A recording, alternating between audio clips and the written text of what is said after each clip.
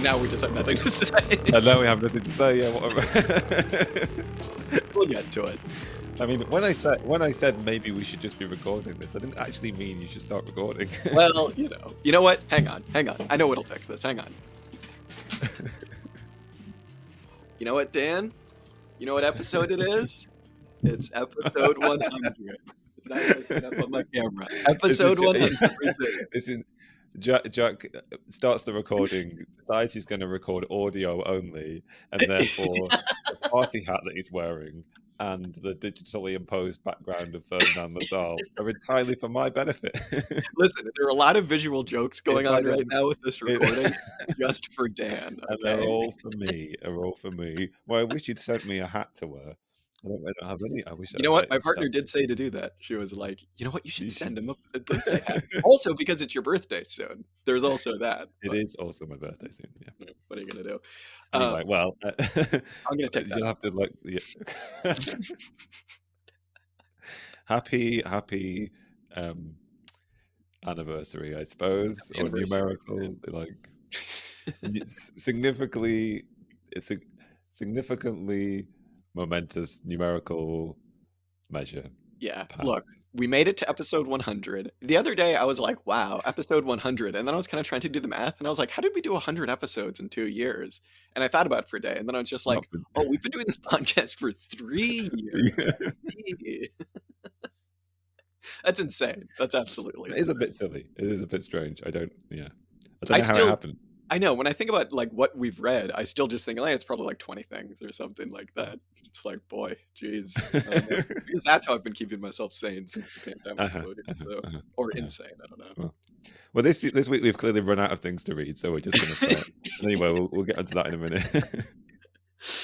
Do we want to do any reminiscing about the 100 episodes, Dan? I thought about this right before. Do we want to? Anything to say? No, not massively. I was showing a friend of mine the back catalogue the other day. He was scrolling through the back catalogue and noticed that we did an interview with Thelma Walker, and I had thought that it would be quite a good thing to go and I haven't done this, by the way, but I thought maybe something I should have done would have been to like go and find out where the Northern Independence Party are now. Well, I tell you what. I can't do that. So I don't think anywhere good.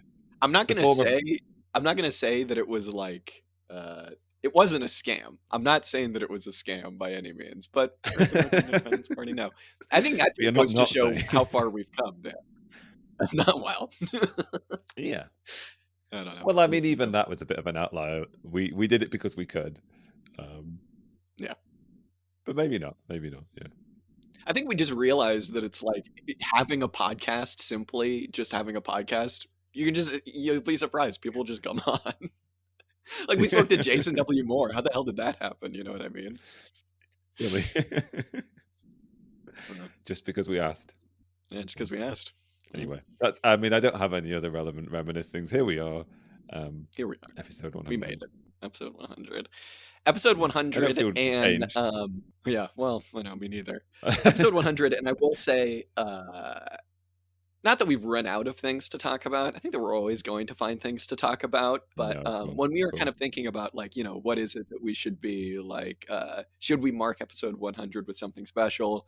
We had some big plans and we're like, can we be bothered? The answer wound up being no. So we wound up just going back to something that we'd already read and something that I think definitely influenced us back when we read it. I don't remember what episode it was that we actually read it on. So we're back to Marx's Critique of the Gotha Program. Somewhere in the 30s. I think somewhere in the 30s. Yeah. So fucking Jesus, that was a long time ago. What I will say, we'll get this out of the way right away. When we read this first, it was the hottest day of the year and we had to record it in an attic with all of the windows and doors shut. So I remember just being like, I don't know what I said. I was hyper fixated on Marx, like talking about child labor and being like, haha, the funny thing. But hopefully we'll do a better job of it now. I will say that especially since having read the fundamental principles, I feel like my understanding of this is bigger. I don't know what the word would be. I understand it more, you know what I mean? So I don't know how you felt, but I definitely really enjoyed coming back to this. I mean, yeah, I really enjoyed going back to it as well. I found it as equally enlightening and also convoluted and frustrating a text as I probably found it all that time ago. Um, I, Definitely, we're rereading this in light of our sort of thinking having developed and continuing to put the various pieces together, developing on having read the fundamental principles and um, you having done a lot of work on trying to understand Marx, I think, and understand value in a way that we neither of us really did. I think perhaps when we did this last time, and also like every one of our episodes, we just cover the things that we remember to cover when we um, come to record it. So yeah, climactic conditions being different this time round. Um, we thought we'd have another go at it, and perhaps I think um, reread it with a more focused framework in mind, I suppose. But in Yeah. general, yeah, I mean, like, yeah, I did once again find it frustrating to some extent. It's very difficult to work out um, Marx's meaning in some of these very long paragraphs. I get a bit confused. Is are you putting words in the mouth of the authors of the Gotha program when you're writing this paragraph, or are these what you intend to say as your own ideas? And sometimes there are little sections where I'm like, oh no, actually, all of these things that I was just reading that I thought Marx was agreeing with, actually he's disagreeing with, and then you have to delve into the sort of like minutiae of Marx's economics to try and understand what little nuance difference in terminology leads him to come up with this particular type of criticism. Um, and then sometimes the criticisms are really obvious and potentially even petty, and I don't know. So, like, we probably said this last time, but there's a heavy dose of classic sort of Marx shit posting in this as well. Um, so yeah, I don't know, but yeah, He is my man is at his cattiest in this, I will yeah. say. And it's great. I don't know if you read the very beginning, the letter that Engels sent to somebody. Oh, I think it's just when he was publishing this at the end. Yeah, it's in the foreword. Uh-huh. One of the things Engels says is he's like, "Oh, and in a couple points where you see an ellipses, that's because Marx made like a really pointed comment about somebody, and it's just like, yeah, Marx like insulted somebody's mom, so Engels had to come in and like like cut it out or something." But I think that this is a really good point to start, just because like what you're saying. I think that we should begin with why this document is actually so important. So, for people who don't know, this, as the name implies, is Marx criticizing the foundational political platform of a German social democratic party, right? And it's one that Marx and Engels had big hopes for because the two wings that were splitting were supposed to kind of bring about some unity and really like push the working class movement forward. And this was big party. We're talking like hundreds of thousands of people would go on to become a member of the German Social Democratic Party. Still exists today. Decidedly not Marxist. Obviously, this has not changed. But when we talk about why this is important, I think that 90% of people that call themselves socialist, and I think that towards the beginning of our 100 episodes, we definitely would have fallen into this camp. And for some of the things we might still fall into the camp, we're still learning, right? Like, if you were to read the actual Gotha program, you'd probably go, oh, yeah, this looks pretty fucking good to me. You know what I mean? This is not the, Yeah. Democratic Party. This is not the Labor Party. This is like killer. They're talking about labor being the source of all wealth. Wow, that's so cool.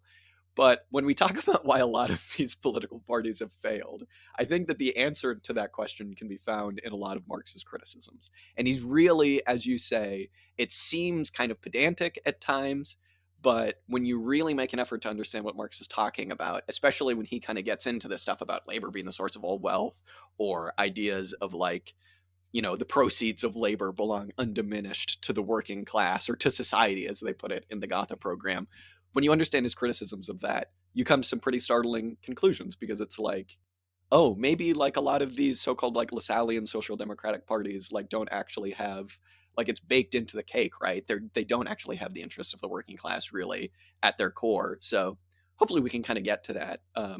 There's a lot of stuff in it, Mhm. and I think that this is, other than like Capital, this is one of the more important documents he wrote, right? Yeah, and you can definitely find in this also um, very useful versions of critiques of things that the left are doing now. Like you can still you could critique present day existing sort of social democratic formations on the left, thinking of like, I don't know, Bernie Sanders or like left of Bernie Sanders, Jacobin-esque thinking. Like, there's definitely material in this that you could use to criticize that. There's definitely material in this you could also use to critique like the Stalinists and the sort of present day existing Marxist-Leninist kind of thing. One of the frustrating things about this is because it's kind of in the form of a critique of this manifesto or this program or what have you. Like, there are things that are sort of said that are almost taken at face value, or they're like, yeah, duh, this is what communism is. This is what a properly socialist program would be.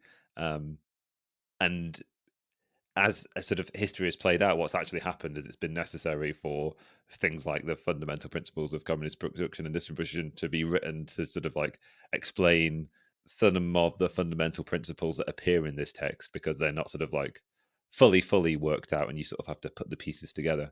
But even in that said, like, it's really fascinating to see, even in offhand remarks, there's a very definite sketch of something that's definitely worth building on, and has never really been properly explored by factions of the mainstream left, I guess. Yeah, absolutely. You're totally right. And that's like why this document is so important, right? Because in the critique of the Gotha program, Marx actually, for once begins to talk about what socialism might look like. And this was something that I kind of only realized recently because, like, famously, Marx does not talk about what socialism looks like, right? He just kind of, and to a certain extent, he just kind of leaves it to you to fill in the gaps. What Marx was really concerned with was understanding capitalism. And that's kind of one of the things that gets, thrown at him a lot, especially by a lot of kind of people who are perhaps not acting in the best of faith, is, well, Marx didn't actually know what this stuff looked like. But in the critique of the Gotha program, you get some pretty massive fucking clues as to what it might look like. And I was thinking about this. I was like, why is it that Marx didn't actually talk about socialism, right? And why is it that he's only doing it here? And it's interesting. Like, the only times you really get Marx talking about what socialism might look like is when he's critiquing either utopianism or existing political movements. And I think it's pretty clear because Marx definitely seemed like he believed in historical materialism. He definitely trusted this science, right? Like, he understood the process of socialism being brought about as a process of history unfolding, right? As a process of these really existing movements. And so, because of that, Marx actually took the time to study these movements. He thought that's the most important thing, right? If you actually want to try and bring about change in the world, you need to understand these movements as they exist, and then from there go on to try and help them. So that's kind of why most of Marx's life was spent talking about capitalism and understanding capitalism, because then from there, you kind of read this and then you go back through parts of Capital or value, price, and profit or something like that, and you kind of go, okay, I can kind of see where this is all kind of leading, right? But it is just because, like, he believes in it. And the only time you really see him talking about this stuff is when, you know John Gray or whatever his name talks about labor tokens in a really stupid, simplistic way. And he goes, no, of course that's not going to fucking work. Or when the German Social Democrats show up and they go, whoa, so this is how socialism is going to be. And he's like, clearly that's not how it's going to fucking work. So his hand is kind of forced in this into talking about what it might actually look like. And I think the last time we read this, I had no idea what the fuck he was talking about when he started talking about what socialism might look like. But we're getting closer to having an understanding on the show of what it might look like. So we'll get there. There's lots of funny elements in this where he's almost saying the ideas contained in the Gotha program are actually a regression on developments that had been made. Almost like he's saying, "Come on, we've covered this. Like, we've gotten past this form of like bourgeois economics or bourgeois political thinking, and you're regressing, or you're allowing back in to socialist theorizing these sort of mistaken ways of thinking." It's almost like one of the reasons why I often think that he didn't say very much about what socialism would be is, as you say, it's kind of like an emergent thing, but also I've sort of come to wonder whether it wasn't in that time almost somewhat taken for granted, or somewhat taken as at least somewhat obvious, what it would be. And then also, obviously, as you say, like, there's this like, it's an emergent property of the struggle, and it's the socialist intellectuals in conjunction with the workers' movement that will bring about this revolutionary transformation of society.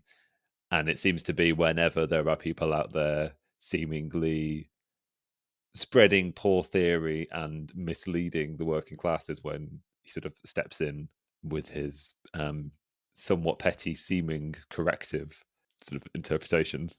Yeah, I think if I was on the other end of this, if I had just written the Gotha program and I was like a, dyed in the wool like Lassallean, I would have been like, okay, you know what I meant. Come on, man. But like But yeah, but realistically, like I came yeah, around last time we read this, I was go ahead.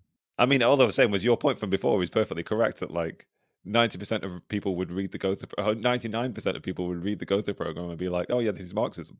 Yeah, totally. And that it's Marxism. Exactly. But Yeah. I've like absolutely come around to being like, oh, these are actually like fairly important points. And it's, towards the end, it's kind of like a little silly because then they get into like actual like policy proposals and it's a little bit like, okay, now you're kind of being a bit of a prick. But he's making some good criticisms. We'll get there. I say let's do it. I was just telling you I was very nervous about actually fucking talking about this because I'm like, oh god, I'm gonna get all this shit wrong. Let's actually start talking about it. We'll start with the very We'll beginning. just try and get it less wrong. We'll Less get it wrong than less we did wrong. last time, Yeah. indeed. Yeah, Yeah. exactly. Progressively less wrong, not more right.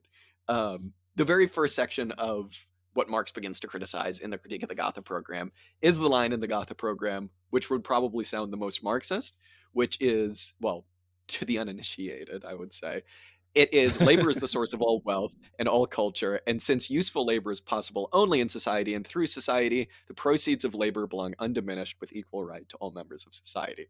Kind of sounds pretty good. If you're just like telling that to some schmuck, it sounds pretty good. And it realistically, like if you're just doing like politicking with the average person, you probably would say something along those lines, right? But I think right off the bat, the first thing Marx says is that labor is not the source of all wealth. Nature is just as much the source as labor, right? And I think that especially now, it's like, oh my God, yeah, you're really going to have a political party where you say nothing about like nature and its inputs into the labor process? That would be insane. So it's very, forward thinking. That was probably Marx just being not like super eco-socialist Marx, just him being like, actually there's the material substratum. But it also kind of gets into a bit of a distinction between like this thing that they constantly fuck up in the Gotha program, which is misconstruing wealth and value.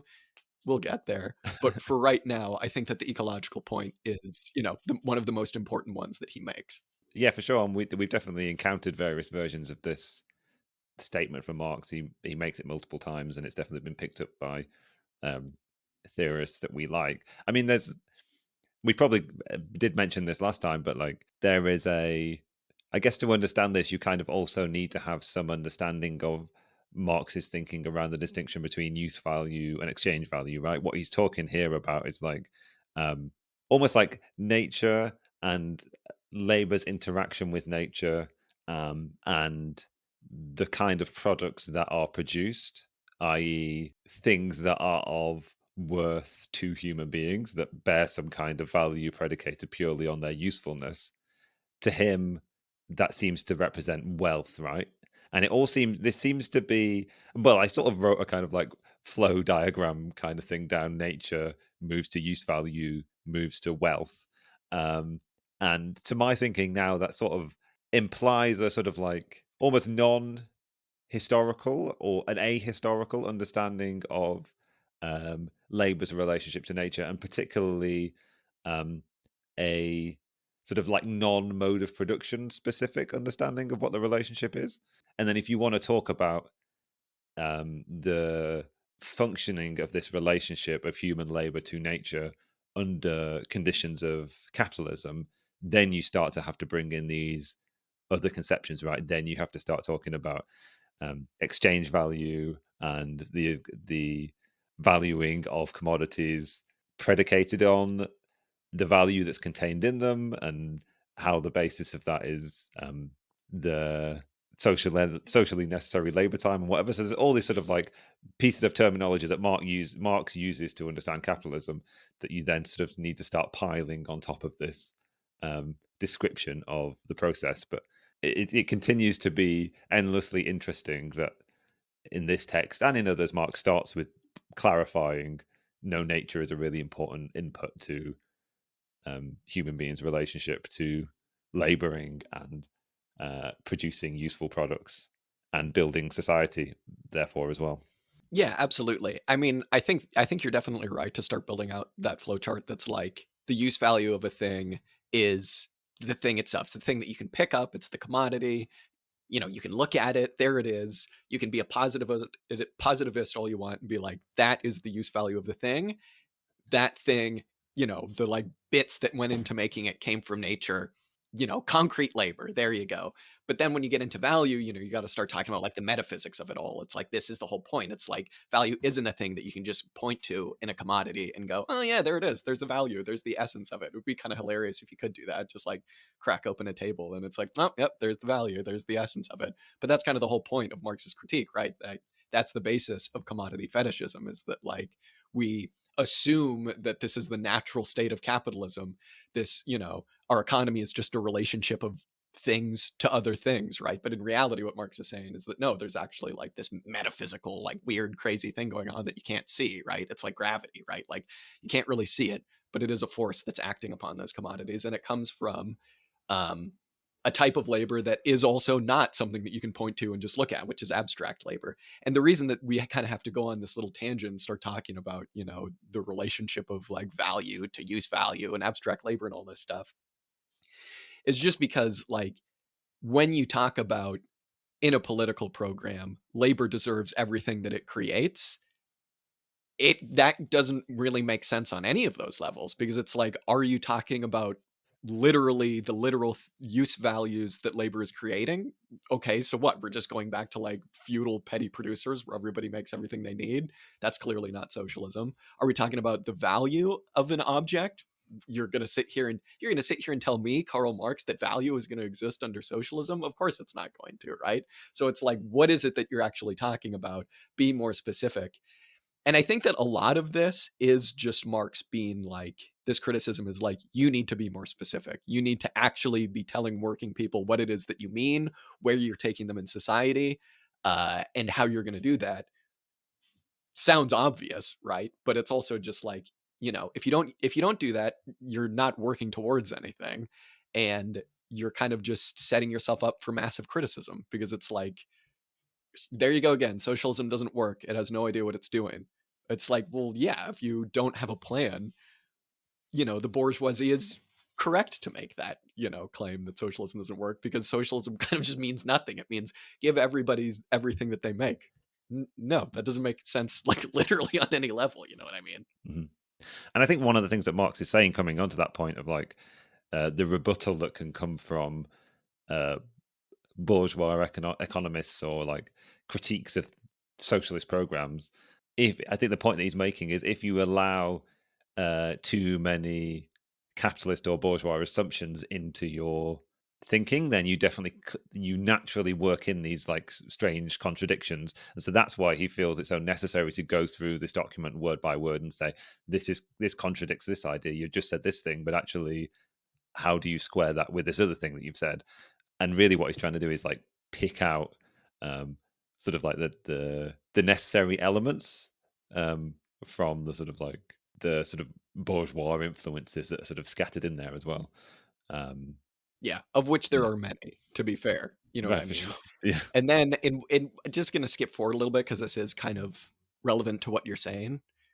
Another one of the sections, section 3, at least in my copy, I don't know if this is Marx cribbing directly from what the sections were titled. In my copy is the Gotha Program itself, saying the emancipation of labor demands the promotion of the instruments of labor to the common property of society. Right off the bat, if you're just a socialist, you'd probably go, okay, yeah, communal ownership of the means of production. I think, yeah, there's a lot there that you need to be more specific about, though. And the cooperative regulation of total labor with a fair distribution to the proceeds of labor. And that's the kind of bit that what you're saying made me want to talk about, because it's like Marx again will come out and be like, what do you mean fair? What are you talking about fair? Like, first of all, you get 5 socialists in a room, you ask them what the fair distribution of, you know, goods or whatever value, whatever the fuck you're talking about would be. You're going to get 10 different, you know, opinions on what that would look like. And secondly, like, we're talking about capitalism right now. He makes this point that I think is very controversial about the word fair. And I wonder if this is kind of like a translation thing, where he's like, he says, to quote Marx, he says, "Do not the bourgeoisie assert that the present day distribution is fair? And is it not, in fact, the only fair distribution on the basis of the present day mode of production?" Which I kind of think like what he's saying is you're trying to criticize capitalism and change capitalism from the viewpoint of socialist relations, which they don't understand, right? But his point is like, if you put yourself out there and say that things aren't like quote unquote fair right now, the distribution of goods is not fair enough, then the bourgeoisie is just going to come back to you and be like, "This is, what are you talking about? This is literally as fair as it's going to get." Like, obviously you can do some social democratic reforms to try and give workers a little bit more slice of the pie, but the whole point of capitalism is that they do not get the value of what they create, right? Like, that's the whole point. Exploitation is built into capitalism. That's the whole point. There's an episode of Andrew Kleiman's podcast where he interviews Ben Burgess, the Humanist podcast, I should say, where he interviews Ben Burgess. And it's just kind of 2 hours of them just kind of like yelling at each other and talking completely past each other. But this was a big bone of contention because Burgess, who perhaps leans a little bit more social democratic in his politics, was kind of making the point, which I think is somewhat defensible, which is like, yeah, I understand what you're saying. I understand what Marx is saying, but like, it's still not fair. Capitalism is still not fair. And you kind of need to tell people that. To which I would say, yeah, that is correct. But I think that in something like the Gotha program, Marx makes a good point when he's like, it ain't going to get much more fair under capitalism. And just saying that we need to make things more fair, capitalism can't really do that. So you kind of need to have a worked out plan to completely change social relations instead of vote for us and we'll make things slightly better for you. You know what I mean? Which is what every single left party kind of like since has done. You know what I'm saying? Mm-hmm. Well, it's definitely an important historical point, right? That like fairness is definitely relative, right? If you're sitting in the conditions of capitalism, you would say that capitalism is significantly more fair than feudalism was. Like nobody is going around saying that there's some sort of divine right that allows one person to rule and necessitates that one person has to be owned by another or um, be at service to another person. Um, it's definitely the case that we're in some ways all playing by the same rules, both in the sense that like someone can sort of accumulate wealth and transition from being a member of the sort of working class to being a member of the bourgeoisie, although like rare for that to happen perhaps. But also, given that we're all playing by the same rules of the game, like capitalists are equally bound by the sort of abstract pressure that's applied on people under capitalist society to sort of contribute toward the accumulation of capital.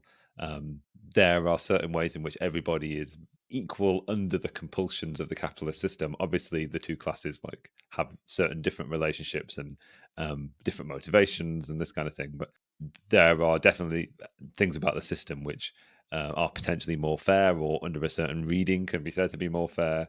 And then obviously there's the common refrain that like workers don't like a certain type of employment, they can always leave that employment, right? Like, so definitely like a relativistic term, I suppose. Yeah, relativistic, and also just like, this is capitalism. You can't criticize capitalism on different terms because this is just what we have. This is like the classic pitfall of soft, what Marx here calls vulgar socialist politics. It's just like, well, yeah, there's exploitation, but we'll just make it more fair. You know what I'm saying? It's like, yeah, I don't know what you. But Not great. I mean, this does transition us nicely into what is, I think, one of the most fundamental aspects of the argument that he's making, and one which applies quite well to modern conditions and modern political debates. And it's important that you bring up that sort of debate between Ben Burgess and Andrew Kleiman, taking the form of a debate, I guess, between forms of social democracy as they exist right now versus forms of more explicitly Marxist political thinking, because there is an argument which is prevalent on the left, which says we just have to find a fairer distribution of the wealth of society. We just have to redistribute the proceeds of what capitalism produces, the wealth that it produces. We have to use progressive taxation or what have you as a mechanism to even out society. that would be a common argument that you will hear on the left, whether it's Corbyn or Sanders or people to the left of them. And it's interesting that Marx is explicitly critiquing that kind of thinking, whatever this is, 150 years ago. And it's one of those things that still has great relevance to us now. It was kind of funny to me that he spends so much time talking. He behaves like he's being forced, which he is in some respects, forced into making an argument about distribution, when really what he wants to talk about is production. There's an element in this where he's definitely like speaking from the standpoint of the relations of production. What is the so like the mode of production determining the relations, I suppose.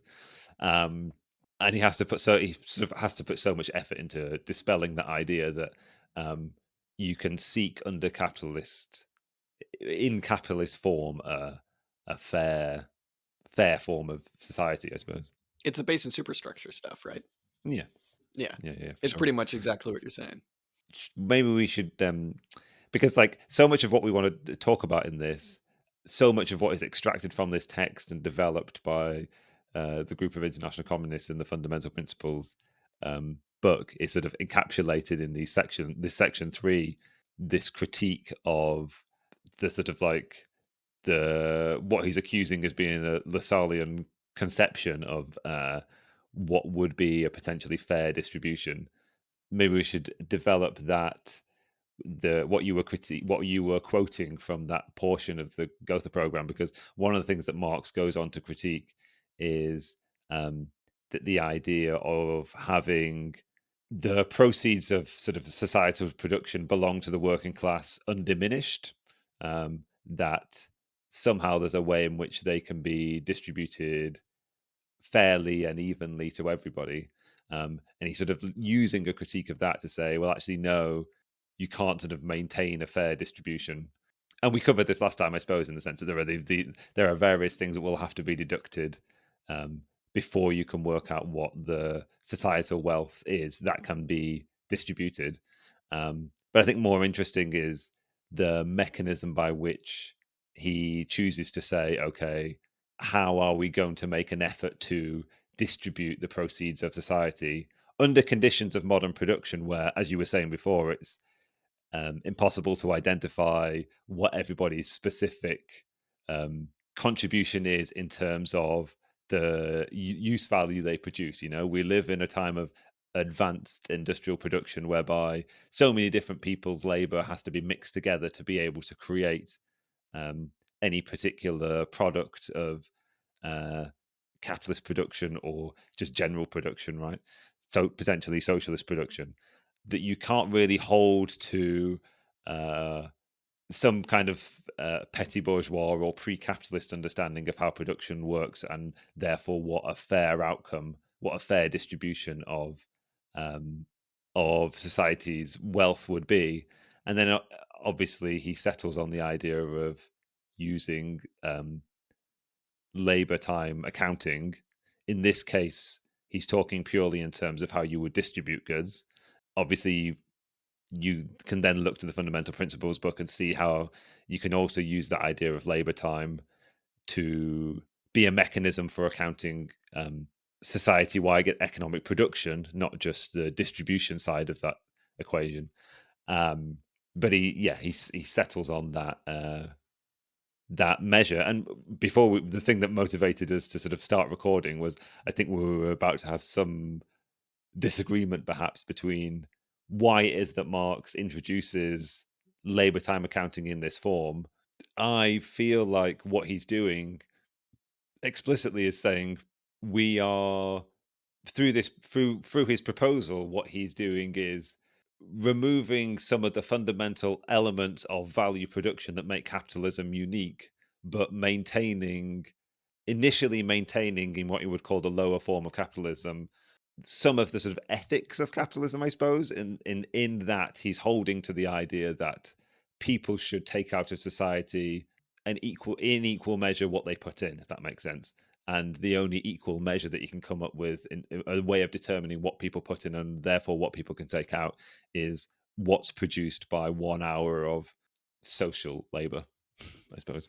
Yeah, absolutely. I mean, I think there's a few things to kind of talk about on that. I mean, a number of even well-read Marxists are like, nah, you can't use labor time. That's silly. You can't use labor time as an accounting scheme. I think that it's kind of starting to change now that the Soviet Union has been dead and gone for like several decades. And it's like, oh, there's a reason that Stalin didn't want to use labor time as a unit of account. There's a reason all these things didn't happen. But when you're absolutely right. When you go back and you read this, it's explicit. That's explicitly what Marx is saying. He's like, you need to use labor time accounting um, as like not just a transitional device, but like what will then go on to become communism. And I think just before we kind of get into what we were talking about before we started recording, we should kind of like try and make clear the why it is that this is different from capitalism. And it kind of gets into this idea of what is like touched on here of what is called indirectly social labor and directly social labor. And it's basically this idea of in capitalism, we have indirectly social labor. And what that means is that in terms of value, when you go to work, you're not actually being remunerated for working an hour. What you're doing is you're being rewarded for your productivity in terms of the value that you produce. And if you just happen to work at a firm that is not particularly productive or that is, lagging behind the socially necessary labor time to make whatever commodity it is that you're helping to make, like you are only going to be rewarded for, the socially necessary labor time in terms of value. Like you're only going to be like when you go to get your value back, right? You basically have to compare your productivity to everybody else on the market. And if you happen to work at a firm that is less productive, then you're going to wind up getting less value that, than basically the direct labor time that you employed. And to kind of like put this in simple terms, if you just think about it like the necessary labor time across society to make like a table is 5 hours, but you work at a factory where it took you, in terms of direct labor time, 6 hours. In terms of the value that you get back and what that value is worth once that commodity is basically sold on the market, you're only really going to be rewarded for 5 hours of labor in terms of value. You're not actually going to be getting back how much you actually worked. And so in socialism, what Marx is saying is you need to reward people for the direct labor time that they do. Doesn't fucking matter how productive they are, right? And we'll put that question to the side for now. How is communism actually going to be productive? Directly social labor in communism is just exactly what the group of international communists are saying. It's just you go to work, you work for 6 hours. Doesn't matter if you work at a shitty firm, doesn't matter how shitty your work that you did that day was. You're going to get a labor token for that 6 hours that you worked, saying that you can then go to the store and withdraw, commodities that were worth 6 hours of labor time. That's all it is. Because under capitalism, you don't get to do that right now. And oftentimes it just kind of depends where you work. And it depends on kind of like the productivity of the firm that you work at, right? You have to compare your labor to everybody else on the market. Under socialism, you're not doing that. You know what I'm saying? And it has kind of surprised me coming back to this from reading from like after now having read the group of international communist stuff that like, oh, that is just kind of exactly what Marx is saying. You know what I'm saying? Like he is basically talking about directly social labor as being one of the most important parts of socialism because it really fundamentally breaks the production of value, right? Like if you think about, say, Yugoslavia or something where they had like market socialism, you're not really breaking value production because you still have indirectly social labor. It doesn't matter if the workers, quote unquote, own the means of production. They're still competing with each other to get a piece of total social labor time right back. And they're basically trying to be more productive than each other, which is kind of just, in a sense, completely reproducing class society and reproducing a lot of the stuff that makes capitalism capitalism. So one of the things that you need to do to break that, Marx is saying, is you need to remunerate people for the concrete labor hours that they worked and then have them basically go and compare that to like, the total social labor time of society. And if you combine that with communal ownership of the means of production, that's pretty much the socialist mode of production right there, right? Because you break exploitation and you break value production. So yeah, I kind of forget what it was that we were talking about right before we started recording. But I know that was, I think, necessary to explain. No, I'm really pleased that you went through that because one of the things that motivates us to reread this text is to try and read it through the lens of this idea of directly social labor, right? Because what's encapsulated, if you just really well described in that understanding, what's encapsulated in that transition from indirectly. Maybe this is a question I can ask you. Do you think it's the case that because labor is related in capitalism, it's still a social process, the process of laboring, but um, it's compared indirectly. You think it is the crux of the problem that um, labor is being compared through a mediating metric, I suppose? Yeah, absolutely. I think definitely right. It's like because everybody is producing privately, because there are private production firms, there's private property.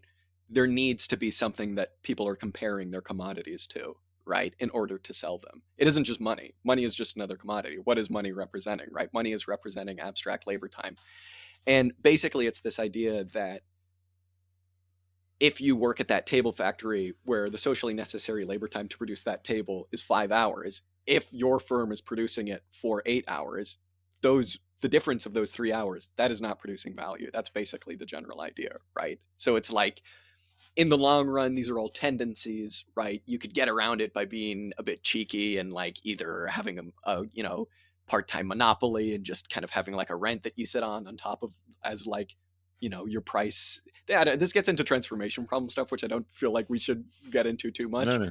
But Yeah, yeah, yeah. it is basically the idea that we are comparing ourselves to each other. We're comparing our labor to each other, and you know that is basically conducive of exploitation, and it's a necessity when you have private property. And private property, just one last thing to say on it, can also take the form of something like central planning, where the conditions of production are dictated by somebody else. The Soviet Union had workers' ownership of the means of production, but production was still being dictated by somebody else, not a class of workers.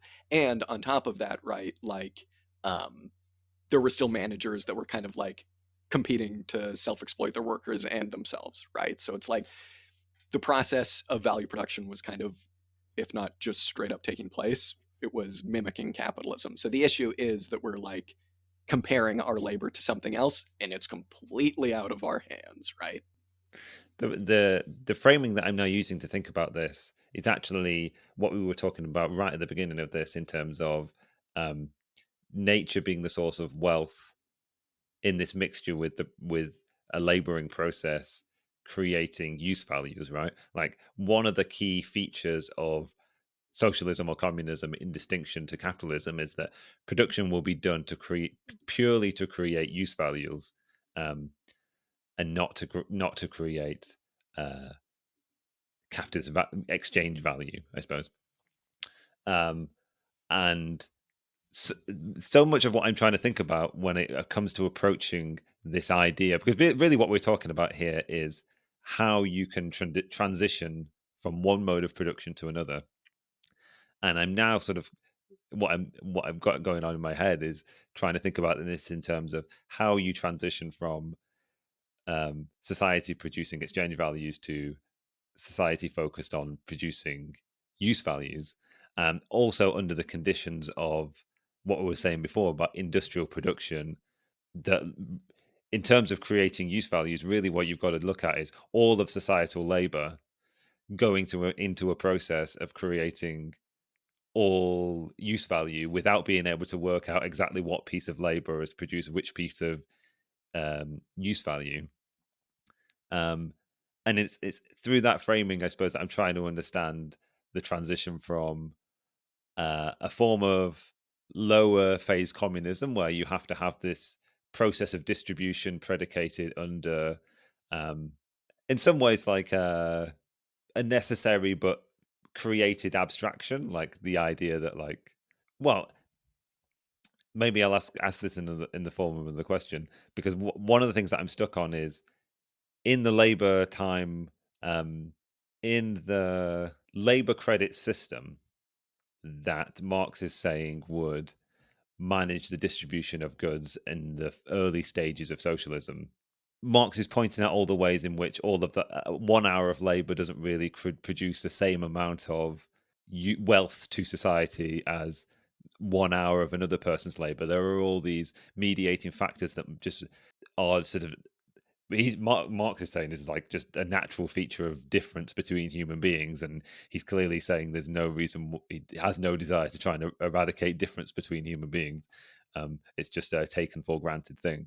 The impression that I'm coming away from this reading of this is that valuing all people's labor as equal in terms of time spent working is actually just a sort of like a potential like creation, whether there's something material and necessary that he's identifying as you have to use this process, or whether it's just like a something which allows for the transition to take place, and it would be like a social creation of a conscious socialist society that because of what the system that we're transitioning out of, and because of the one we're trying to transition into, this is an appropriate metric or measure to choose.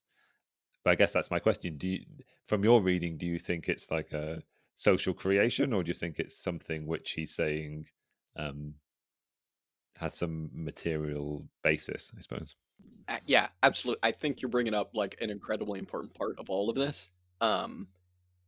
I think that he is pretty explicitly saying that directly social labor as a measure is 100% what you have to do and is what socialism is, right? But what he's saying and what you're identifying is that that still comes along with what he calls bourgeois right. And we come back to this idea of fairness.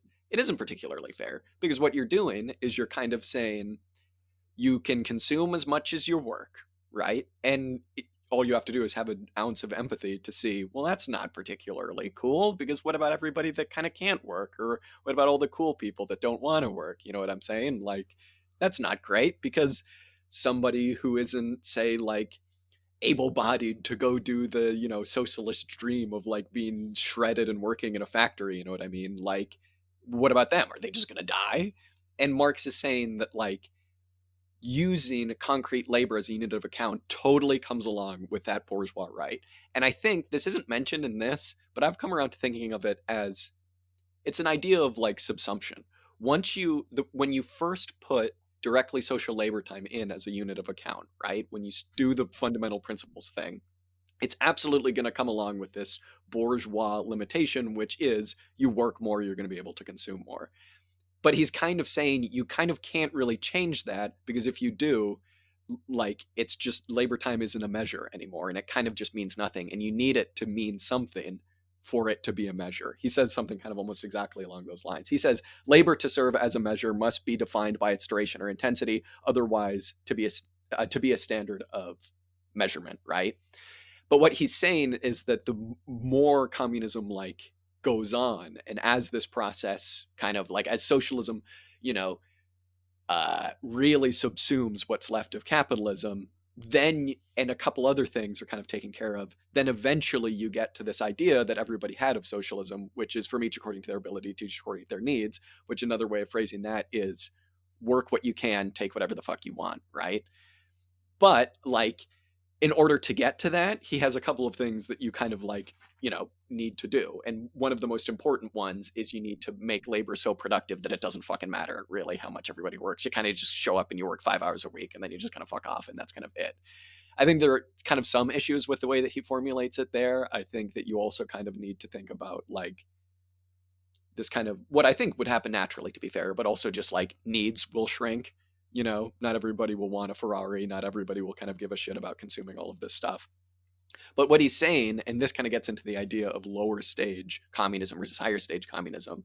Lower stage communism, when you're using concrete labor time as a measure, still comes along with this limitation. And that limitation is, you know, one person is going to be able to work more because they're more able bodied than another person, or one person might decide that they want to have a big family. And if they're the sole provider for that family, they're going to be able to consume less because they have to, you know, give stuff to their kids or whatever, right? Like, I think what he's saying is that socialism begins and ends with like, or it doesn't end, but like it begins with this change in indirectly social labor time, as well as a couple other things which we can get to.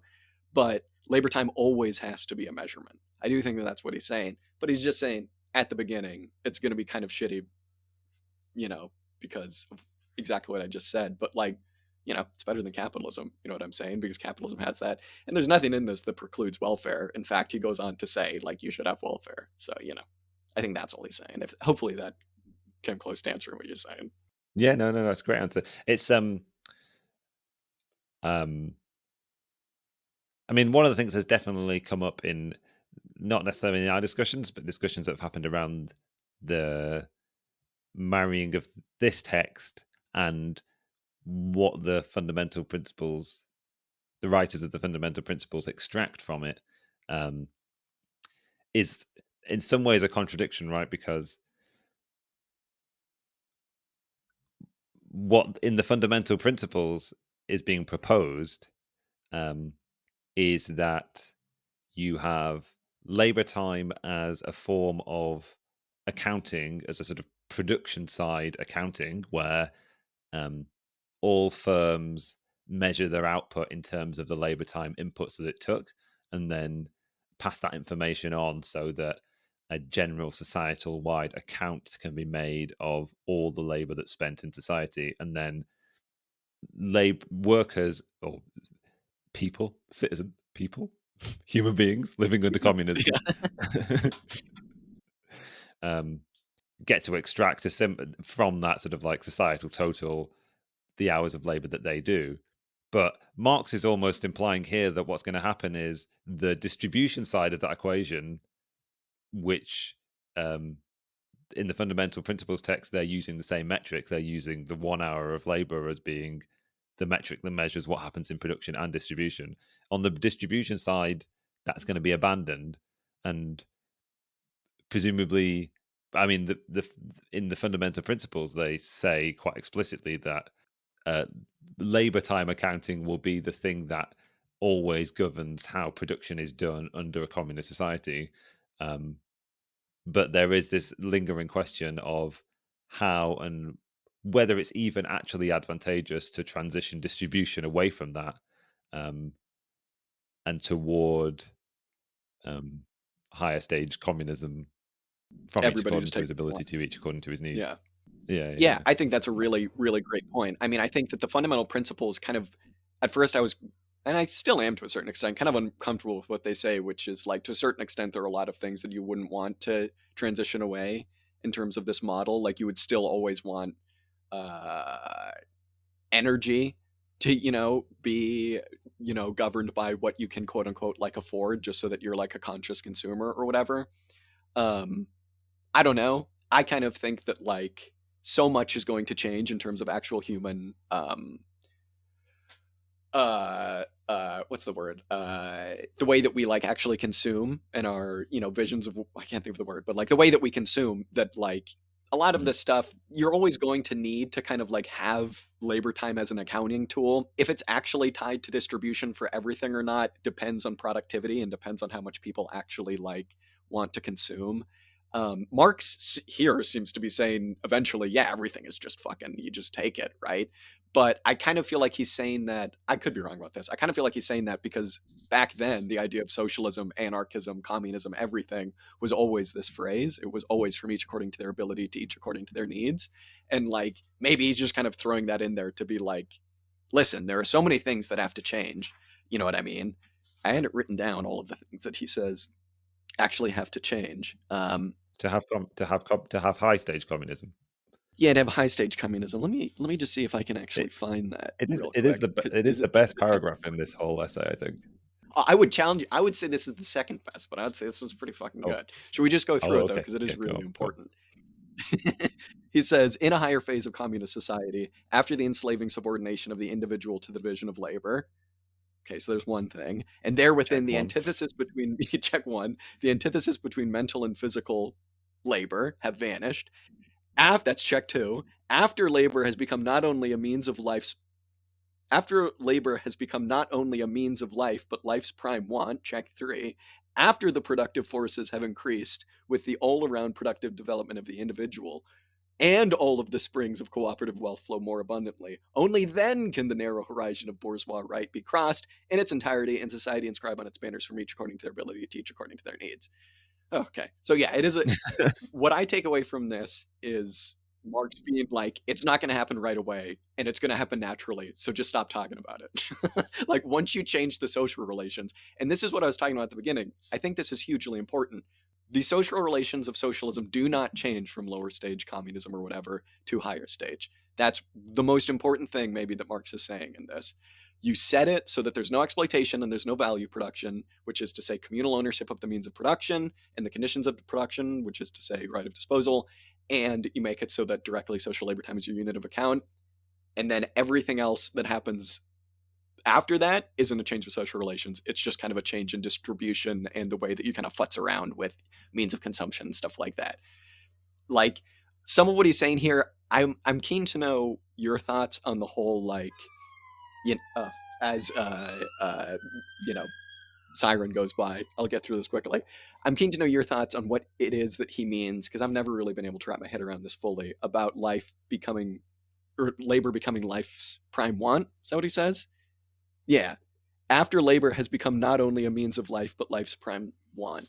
I kind of, is this correct in me thinking that it's just him saying that, like, you cease to become, I don't know, an asshole administrator, to use one random example, and you cease to define yourself by that thing, and work becomes that thing that you do to help reproduce society for a couple hours a week, and that's kind of it. Is that correct?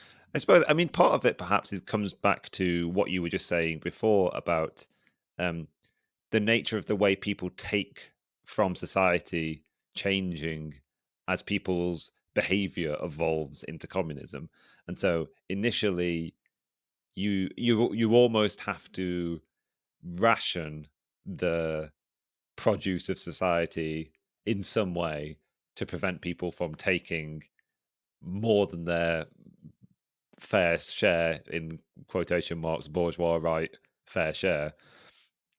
And then eventually there'll be this sort of change in people's thinking, so they develop away from ever being inclined to, because basically, because what we're moving away from, and this is coming to your question, what's generally being moved away from is a dichotomy between I work purely so that I can then reap the proceeds of what I can buy with either that money that I earn when I work, or the labor tokens that are allotted to me by society to reimburse me for my work. So I suppose um, when labor becomes, when work, whatever work that you do becomes life's prime want, you do it not because of what it means you're able to take out of society at the end of the process, I suppose, but purely for the benefit of society itself, I guess, or rather for I your own see. edification, which will be one and the same with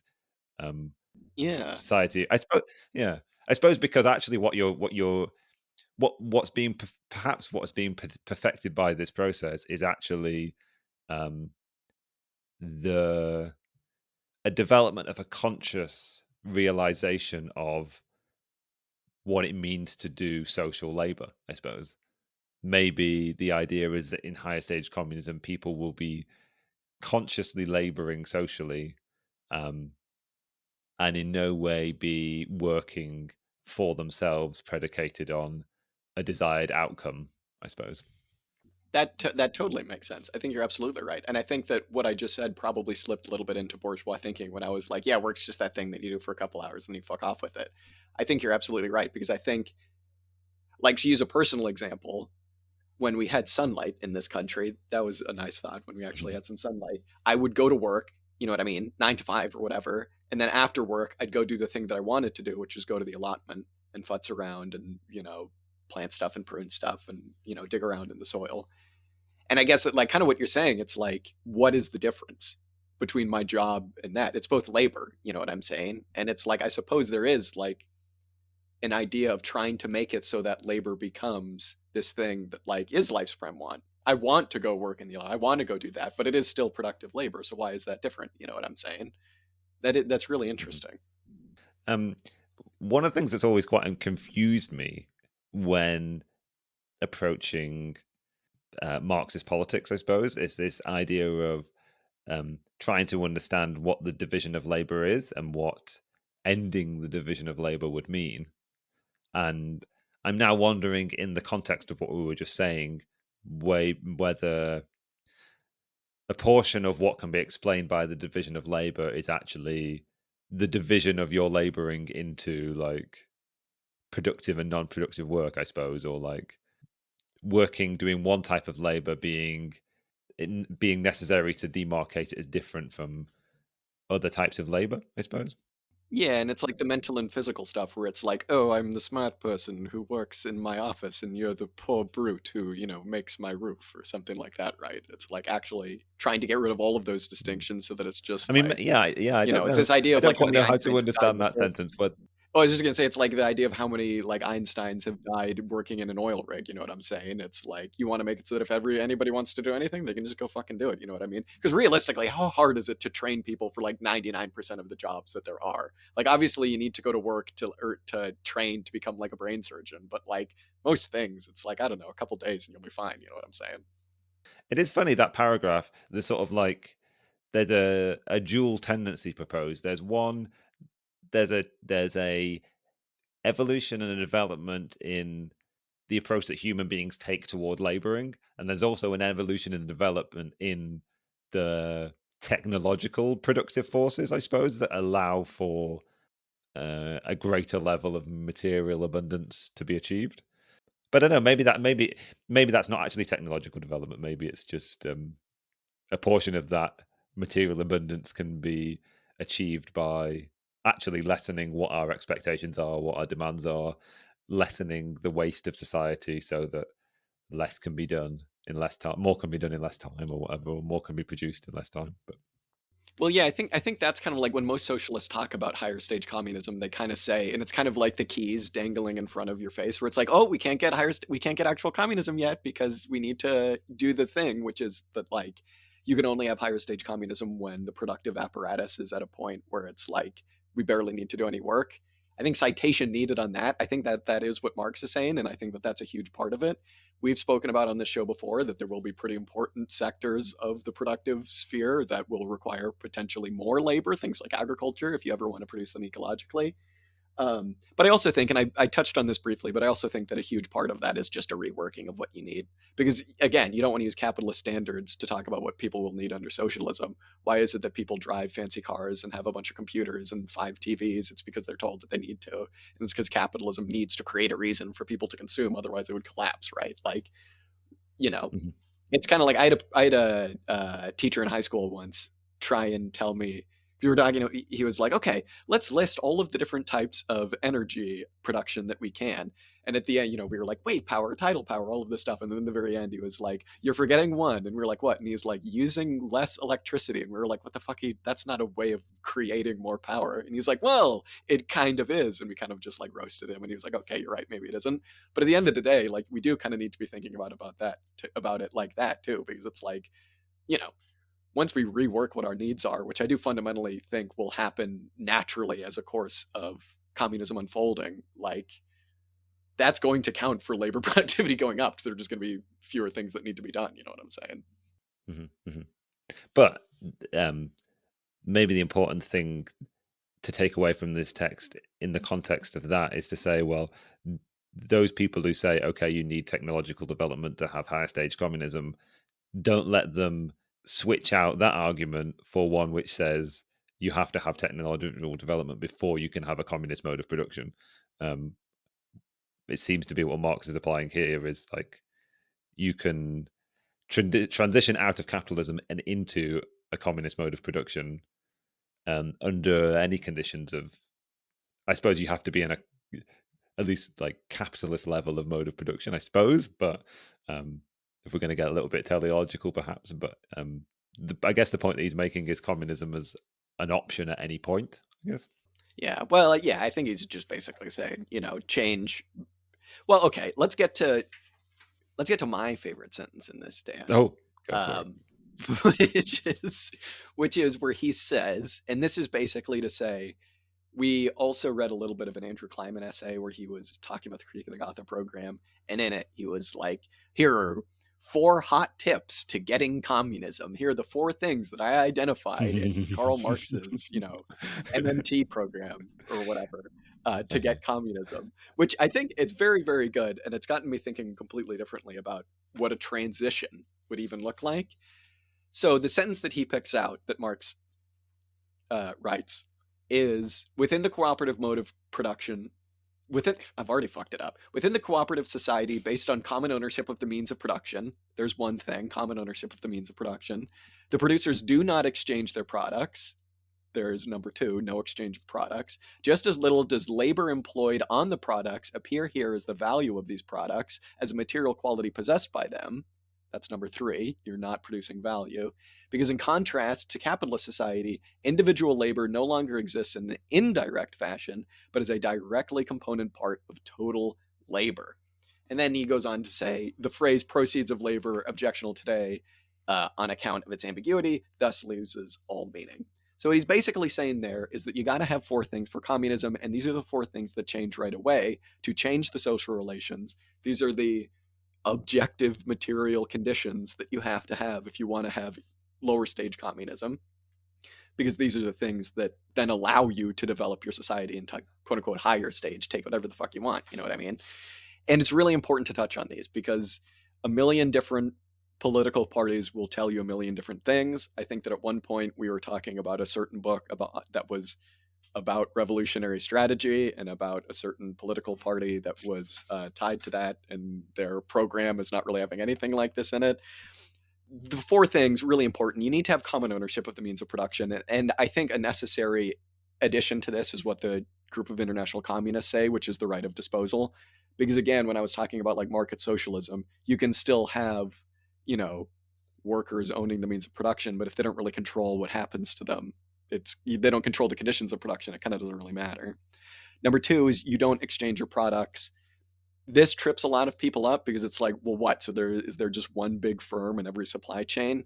Realistically, all it means is the products are just shared. It just means that they're transferred between firms. They reproduce each other communally instead of like, one firm trying to just like frantically get what it can from the market with the value that it produced.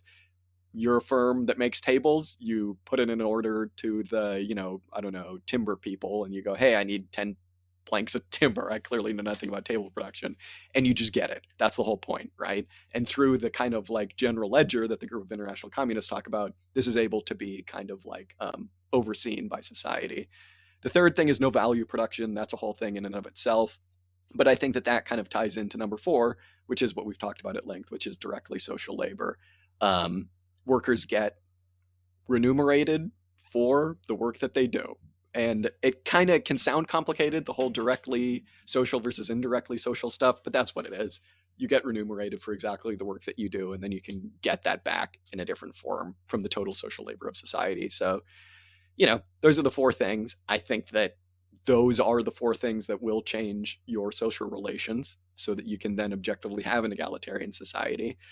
And the only last thing I'll say on it is that I see nothing in this that precludes this being shared with people like anarchists. I think that anybody that has egalitarian politics, they're going to be looking for ways that they can make their egalitarian society happen. And, if you do a little bit of, what was it called in the endnotes reading that we did? Pedagogical volunteerism, where you just kind of share these ideas with people. Hey, then we'll get socialism in no time. So we have the 4 bullet point formula for what to do. Just got to go and do it now. Yeah, easy. We love that. Yeah, I still don't know how well I understand this process because I don't know. Well, I know that I don't understand Marxist economics half as well as I ought to. The common ownership bit is well caveated by, as you say, by the group of international communists when they critique common ownership in the form of state ownership, right? Like thinking that you have to pass the means of production into state control so that a state plan can develop the mode. It's falling into the trap of saying we have to develop the forces of the forces of production before we can have communism, right? Which is the sort of like state socialist attitude. But rather, the international communist one says is actually starting from the standpoint, from the beginning point of actually having loads of individual producers, but they all have to operate under the same accounting system, I suppose, which allows for means of production to be maintained. It allows the people who work in a workplace to be the custodians of something, to be the people that make the decisions around how a workplace functions and what's done with the products of that workplace. It allows them to have that decision making power, but only as a sort of node in a wider collective process of common and autonomous decision making. But evidently, sort of common ownership of the means of production is a necessary condition for communism, but under specific conditions, I suppose. I suppose the kind of like the no exchange thing is quite fundamental in that sentence.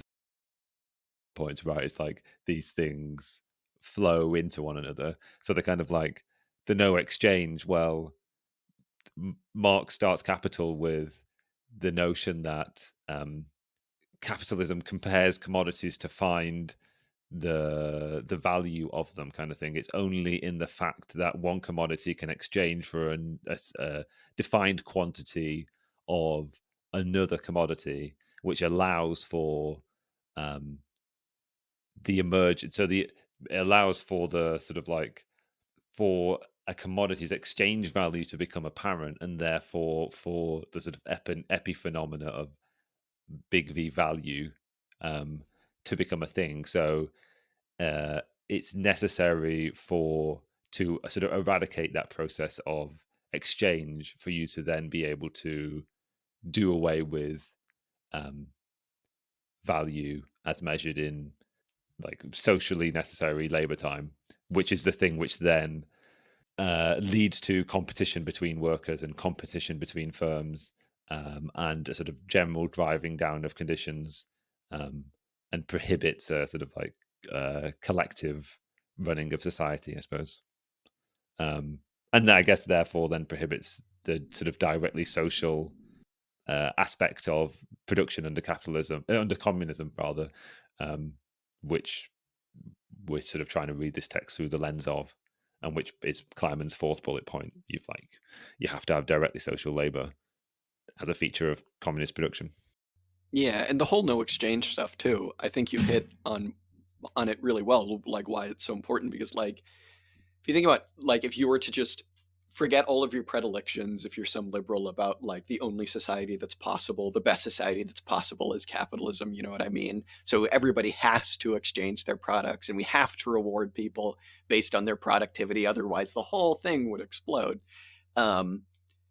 You know, if you were to just forget all that and go, well, how would you perfectly design a society if you could? You would go, well, you would make it so that every firm is as productive as possible and that there's no competition, because you wouldn't want pockets of the planet that have more productive firms and that are able to exploit and drive out of business and run down the quality of life for everybody else that lives everywhere else, right? Like you would want it so that goods are just shared. And like, I think that, you know, this is one of the most important things that's done here is like giving you the basics that you need for a society to actually function like that. Because, you know, realistically, like you can read this and still be like, wait, people aren't being rewarded for their productivity? That sounds like an incredible, like communism sounds like it fucking sucks. It sounds like everybody would just fuck off and just not do work all day because that would be in their rational best interest. And I think that that's like why, you know, why you need to like maybe read the fundamental principle stuff, because they outline this a little bit more and they kind of like broaden it out and they go, okay, so like here's how this would actually work. The general ledger makes it so that people aren't just fucking off all day, and there is like a rational self-interest in still being productive, because like if you're not productive, even if it's in a small way, your firm is going to be driving up the socially necessary labor time for its production. So when you go to exchange it for like, you know, that average or whatever, it's going to be like, you know, wait, why did I do that? Now I'm just making things cost more. You know what I'm saying? So yeah, I appreciate it. I really like the sense. And I think, again, if there's one thing that people read, I want to say it's the Critique of the Gotha Program of Marx. Somebody, I was talking to a friend of mine the other day, and she was like, yeah, I tried reading Capital, but that's not going to happen. And I was like, yeah, I fucking feel you there. I think do not try and read Capital. It's just going to drive you nuts if you don't have any kind of institutional backing or like a reading group or something. But then she was like, well, maybe I'll try to read Critique of the Gotha Program. And I was like, yeah, go for it. But then I remembered what I was like when I first read it. And I was like, I don't get this. What the fuck is he talking about? This makes no sense. So having said that, it's all here. It's all here, people. It's everything you need. I promise. That's why you have to have read everything of Marx to understand everything else of Marx. Then you just sort of start and rereading. Hegel, of course. You gotta read Spinoza. I give up.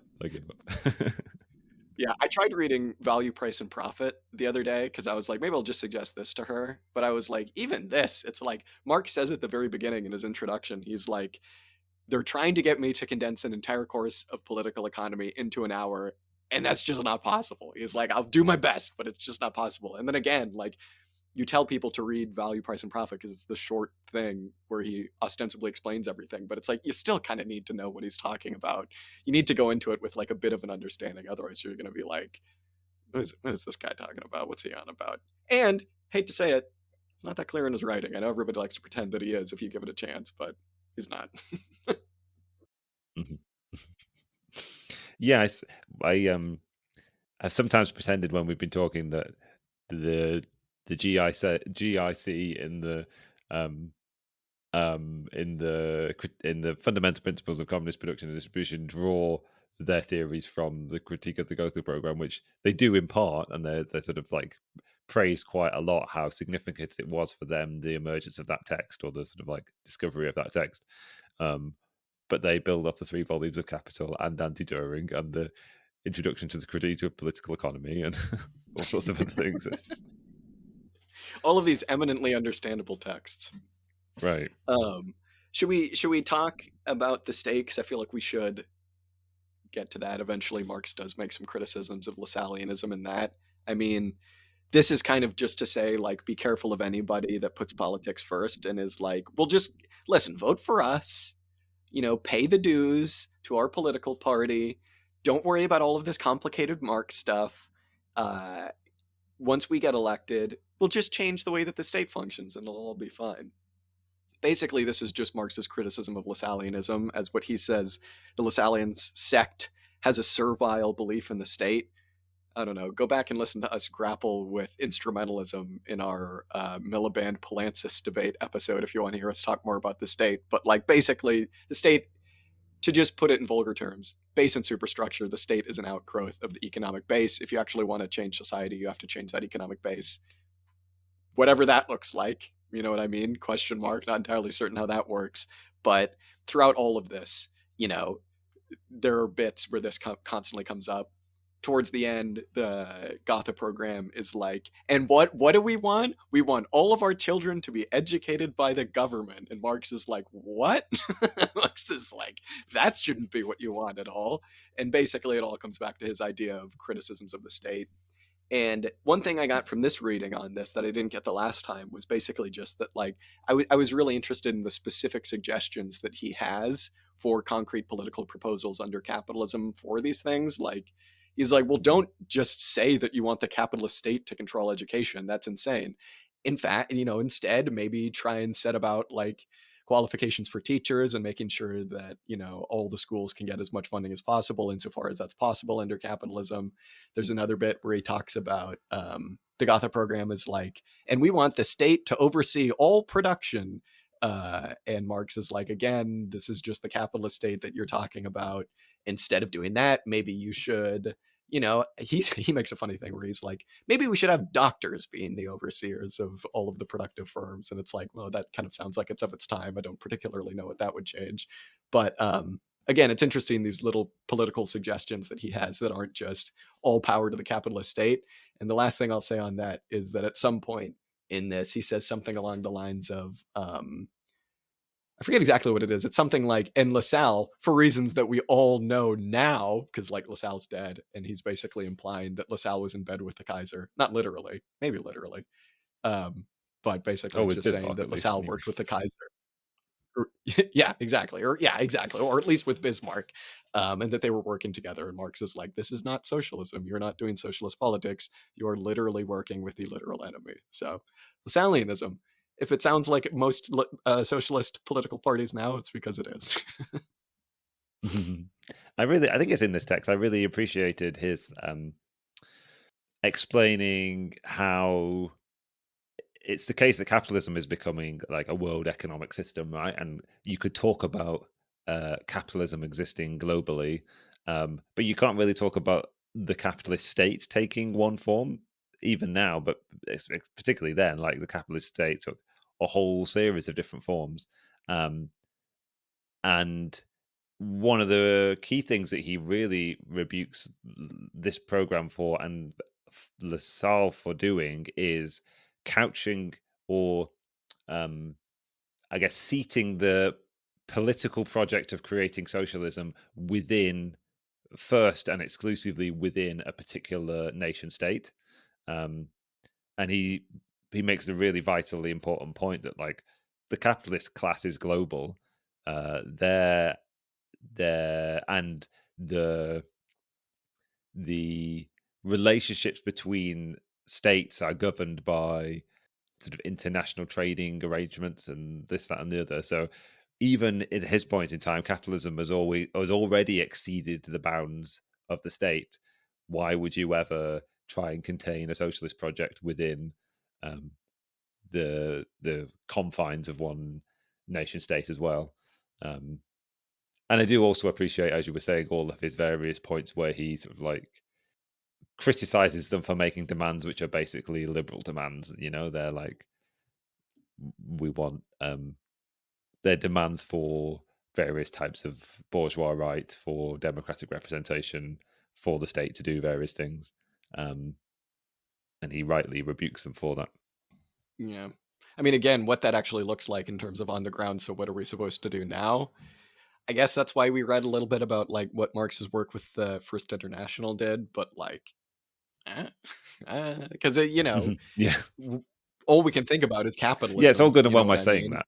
Well, yeah, but I mean, exactly. It's like all we can think about is organizing under capitalist frames. And what do you do when you want to get change? You get elected and you go to Washington and you do the Mr. Smith goes to Washington thing where, you get enough people to listen to you and you convince everybody that things need to be changed and all the capitalists go, you know what? They're right. Let's do communism.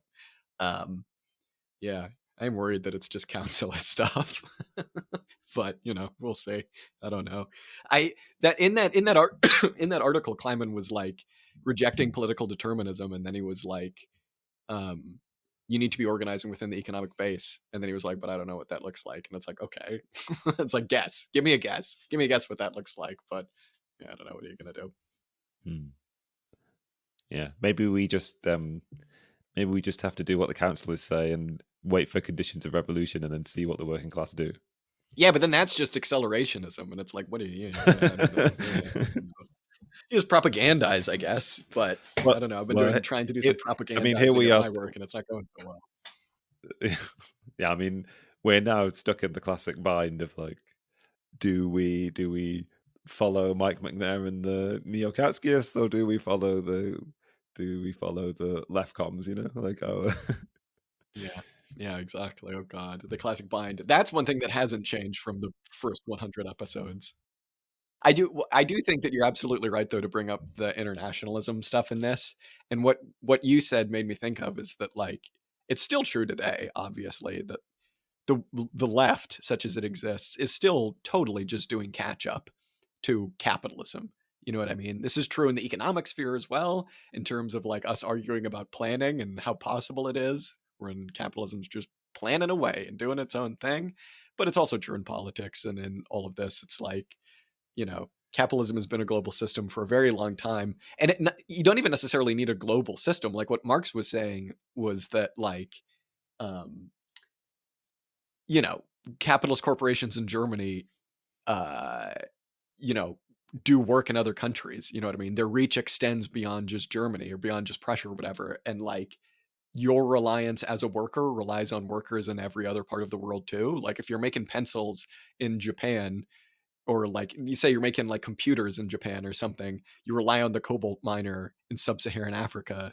You rely on the like, I don't know, schmuck making screens or something in Europe. You know what I mean? It's like, yeah, I don't know. Easier said than done though, organizing internationally for like many reasons. But yeah. Mm-hmm. Anything else you want to get to with this? What do you what do you think? I mean, there is so much. There is so much. Yeah, well, no, there's so much contained in it. Yeah, I can't think of any particulars, and anything that I would say would be like just a vague reference to the fact that he mentions this thing or that thing or the other thing, which I think actually might serve to convolute the conversation that we've had rather than like. What are you talking about? How could that possibly work? One last thing I would like to mention. You touched on it very briefly, and I'll go through it very briefly as well here. It's basically it's the criticism of the undiminished proceeds of labor stuff. I think that it's worth. I just want to add on one point to that. Marx, for many reasons, is like you can't promise people perfectly 1 hour to 1 hour, right? And this is what the group of international communists talks about when they say, there's going to be like a hour tax where it's like you work for an hour, but you receive back 0.87 of that hour to cover these deductions. And Marx lists the deductions. He lists 6 things, and he splits them up into 2 groups of 3. One that have to do with production and the other that have to do with consumption. So I'm just going to go through them real quickly. For production, he basically says you need to make deductions from people's consumption, the labor hour that they work, for replacing old, worn out means of production, worn out mops, worn out machines, worn out buildings, whatever. You need to, do deductions for expanding production, and you need to do deductions for, like, he calls an insurance fund, which I think is actually very interesting to cover like potential losses. I wonder, that's another conversation about how that would actually work, and if you couldn't just include that as and when these things happen. But then the last 3 things that he says that have to do more with consumption are, he's like, you got to cover admin costs not related to production, and he says this will shrink as communism goes on. He says you got to cover all of the things that meet common needs, so like infrastructure, schools, and hospitals. And he says, interestingly, and he doesn't expand on this, he just drops this and then never brings it up again. He says this will grow as communism goes on. And then finally, basically just says welfare, which is something that we covered. And it's interesting because he is like, when he's talking to the Lassalleans, he's like, bro, you have to like think about all of this, make all of these deductions, and then start talking about distribution. Like it's only then that you can actually start talking about changing distribution and all of this stuff. And the one thing that the reason I brought this up is because he basically says all of these things are economic necessities and they have to happen for you to have a working economy. If you don't have them, your economy won't function. It just won't be a working thing. But interestingly enough, too, the last thing on that is that whereas now we hate taxes because taxes suck, because taxes are probably going to just make bombs to drop on people thousands of miles away. Why the fuck would I want to fund that? Or just, corruption. He basically says that all of these things are going to be clearly seen as direct benefits to people.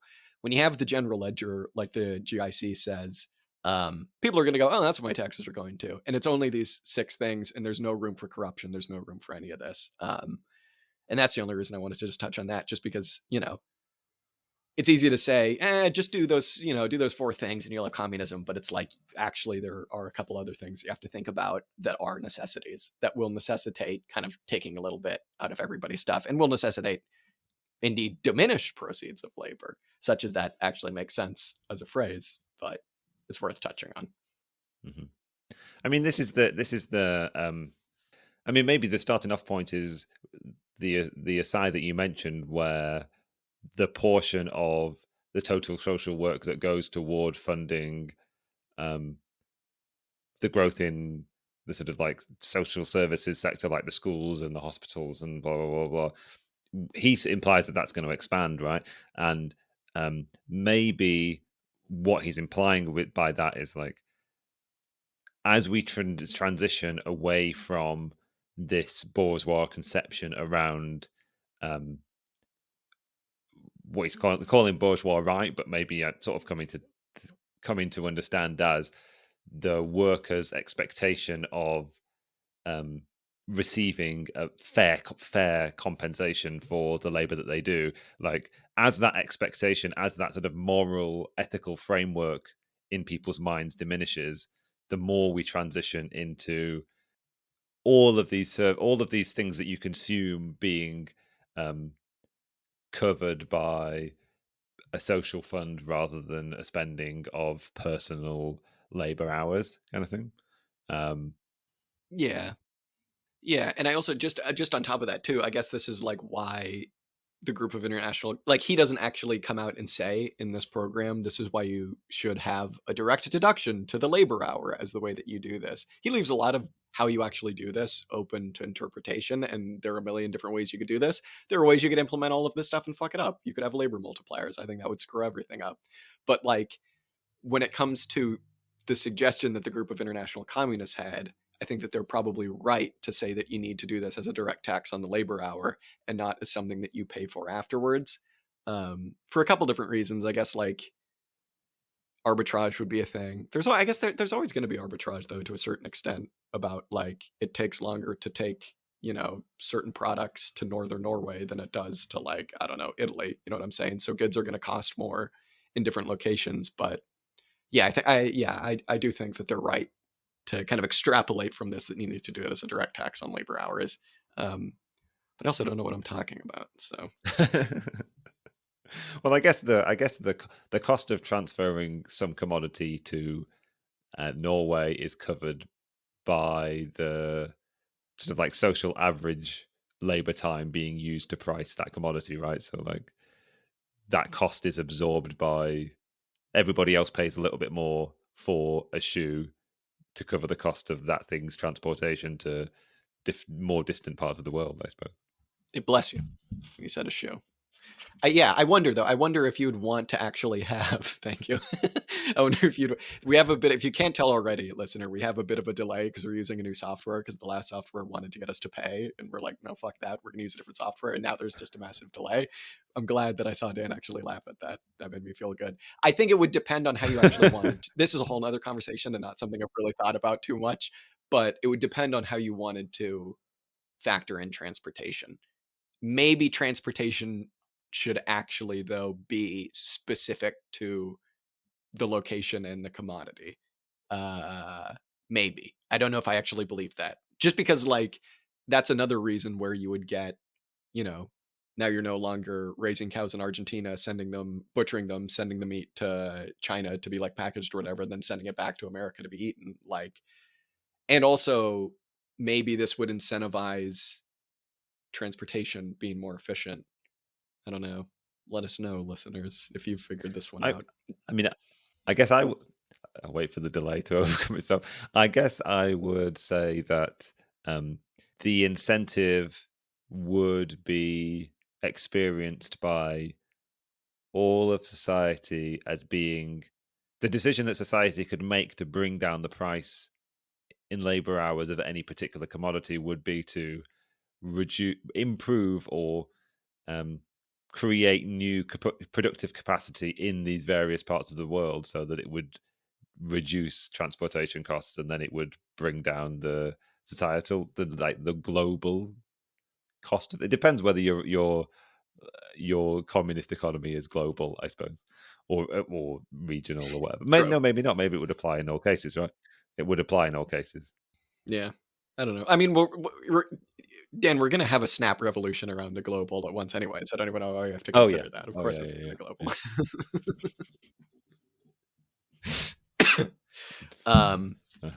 Oh yeah, and Marx talks about child labor, and he comes out in favor of it. Anyway, Dan, is there anything else you want to cover on this? No, I don't think so. Did you have any different thoughts on child labor, on what his point was with child labor? I came to it slightly differently this time around, but I'm keen to hear what you think. I mean, if I'm honest, I the first time we read it, I entirely missed it, and the second time, I didn't give it much thought either. The auxiliary statements college try. Oh yeah. Okay. Okay, let's leave that for the next time we talk about this book. Episode Maybe we'll do a whole 200, the episode critique of the purely Gotha on child program. labor.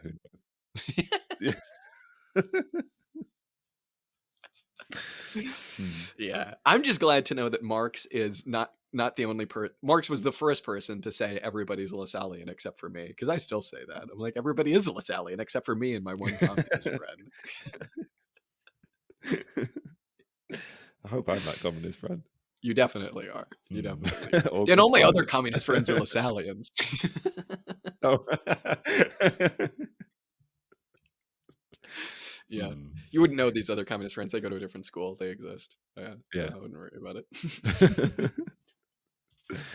Oh, wow. All right. We've been recording for way too long. I think even when we cut out all the ums and the ahs and the indecision and the delay, it's still going to be too long. Oh, yeah. Well, then I'll go back and re-record what I say, which is, wow, we've been recording for 45 minutes.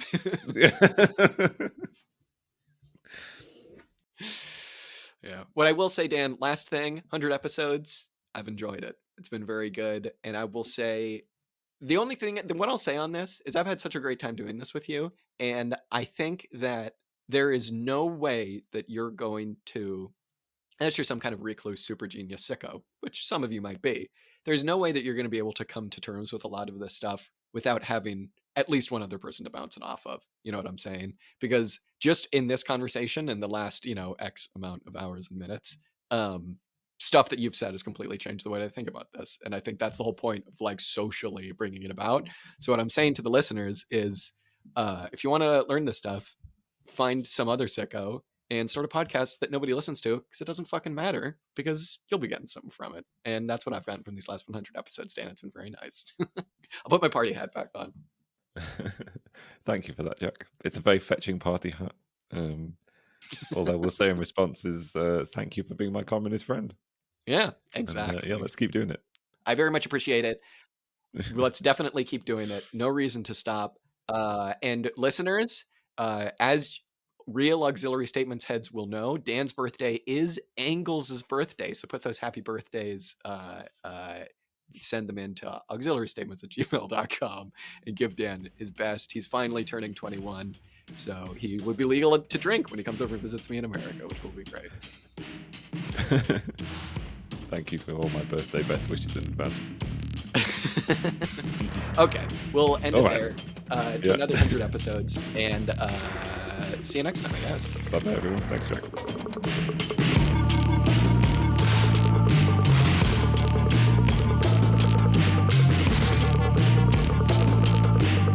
Hey, everybody. Jack here. Thank you so much for listening to this week's episode. The song that you heard on this episode is Music to Kill Bad People To by King Gizzard and the Lizard Wizard. You can go ahead and check this song out much more on their Bandcamp at kinggizzard.bandcamp.com. If you want to go ahead and get in touch with us, chat shit, tell us that we're wrong, whatever you want to do, you can go ahead and do that at auxiliarystatements@gmail.com. You can just send us a message there. Or you can get in touch with us on Twitter, on Discord, on Instagram. You're a smart person. You can find these places. We got a YouTube. We post stuff there as well. Sometimes we stream. Thank you so much for listening. Till next time.